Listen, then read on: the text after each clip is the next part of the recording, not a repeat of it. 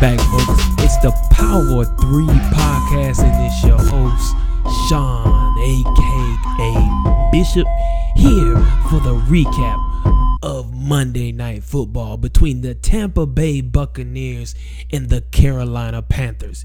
And as you can see, the Tampa Bay Buccaneers come out with the win 17-14. It was an ugly game. But the Buccaneers come out with the win with Roberto Gallo kicking the game-winning field goal after he had already missed 2 field goals prior to the game-winning field goal. So, tell me, what do y'all think? Being that Gallo, this is a kicker now that was picked in the second round of the 2016 NFL Draft.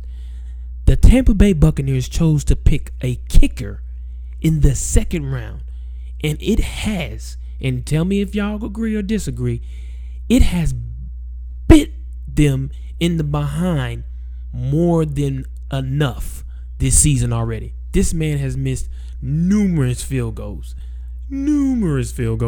So I really don't get how you would pick. I think that has to be a record or something for a team to pick a kicker in the second round or in the first 5 rounds. I mean, really, a kicker? Like, the kickers come a dime a dozen.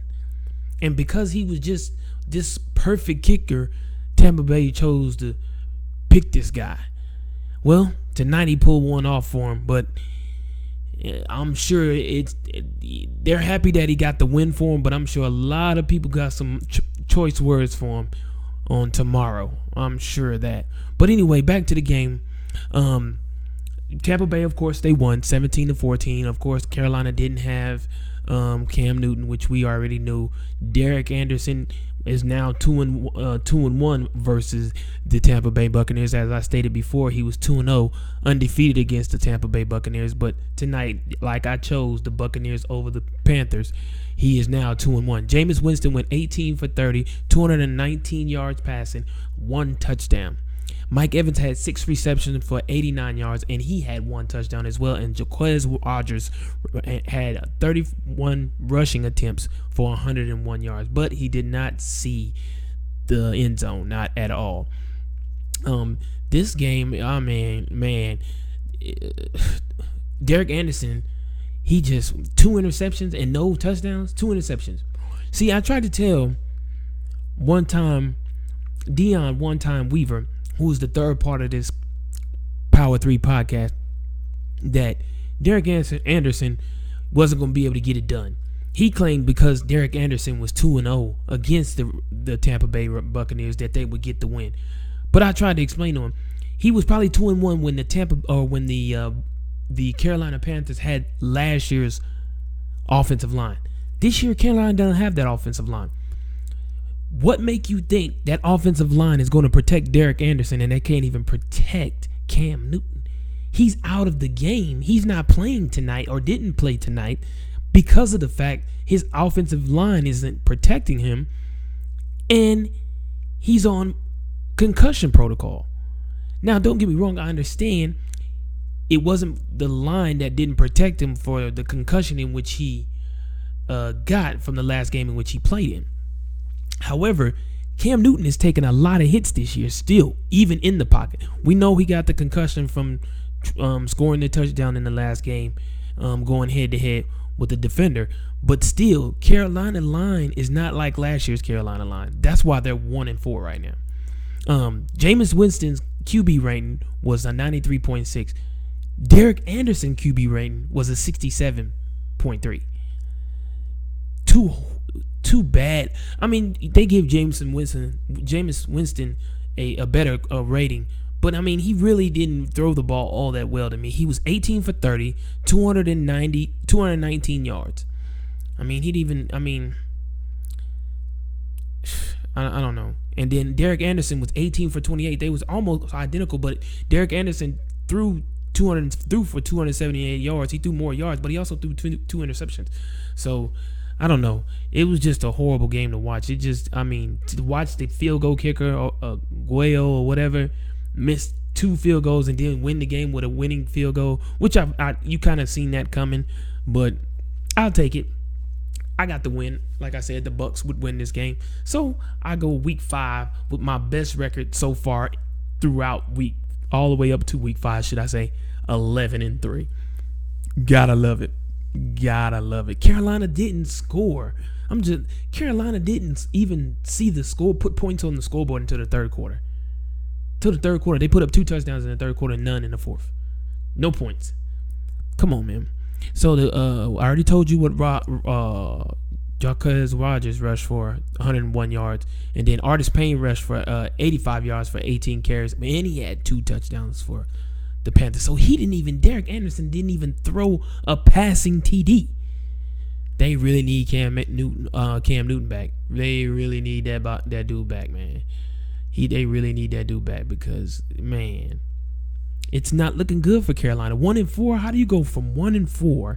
I mean, how do you go from 15-1 and in Super Bowl 50 playing for the big game, playing for the Vince Lombardi Trophy last year for Super Bowl 50 versus the Denver Broncos, and then you come and start the 2016 and 17 season 1-4? I'm gonna take my glasses. I'm gonna wait for y'all to answer that question for me. I know don't nobody have an answer. I have an answer though for you. It's that offensive line. That's not the only thing. The offensive line isn't protecting, which I've already stated. We've already went over that. But secondly, you got rid of one of your most premier defensive backs, Josh Norman. Why you did that, I have no clue. That's biting you in the butt right now. Because your DBs are getting toasted. They may have not gotten toasted in this game, but they did get some key first downs to put Guayo, the kicker, in good enough field position to kick the game-winning field goal. Mike Evans caught 2 good passes that got them in field goal range. So, Josh Norman, y'all getting rid of Josh Norman? Nah. Y'all might have shot yourself in the foot for that one. Pow, pow. I'm just saying. Y'all might have shot yourself in the foot with that one. Because y'all DBs is hurt. Then y'all already let one DB torch y'all. I mean, DB. Y'all let one receiver, which is not no average receiver, don't get me wrong, but y'all let Julio Jones torch y'all for 300 yards in a game. That's that's only 6 receivers in the history of the NFL has ever done. Now he's on that list. He's the 6th receiver to get 300 yards in a game. Him and Matty Ice torched the Carolina Panthers. But y'all chose to get rid of Josh Norman. Back to that 2 shots in the foot. Pow, pow. I'm just saying. Y'all might want to think about who y'all getting rid of, bro. Think about who, because guess what? Josh Norman is in Washington, and their record is better than the Panthers.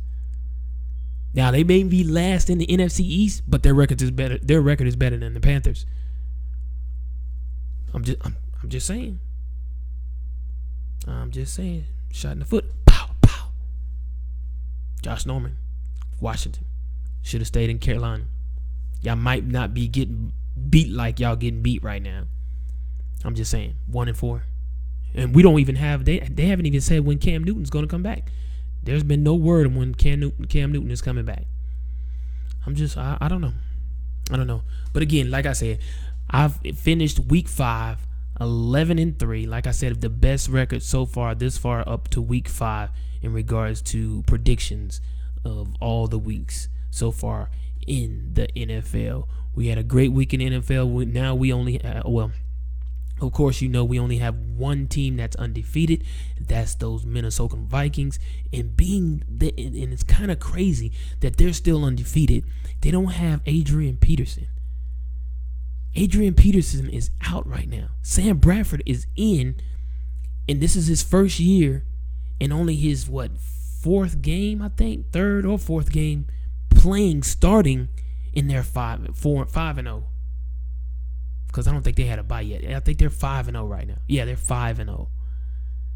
That's scary. Because if Adrian Peterson makes it back, or when Adrian Peterson makes it back, if they doing this without Adrian, just think what they going to do with Adrian Peterson. It ain't going to be pretty. Look out for the Minnesota Vikings. I'm just saying. I'm still a bit upset about my Eagles. You know how I feel about that.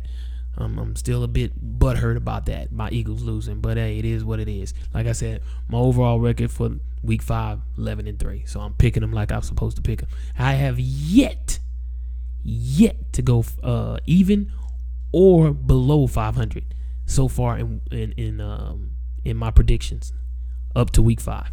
Yet. Keep that in mind. If you need to hear it from me, you want to know, you might want to tune into my podcast. I'm just saying. I ain't saying I know everything, but I may know a little bit about football. 11-3, and I picked them.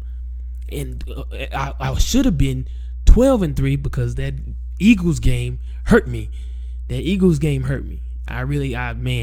was a win. The Eagles game hurt me. What other game? That's the game I lost. That game. Denver lost. That I didn't see that coming, so I can't say that hurt me.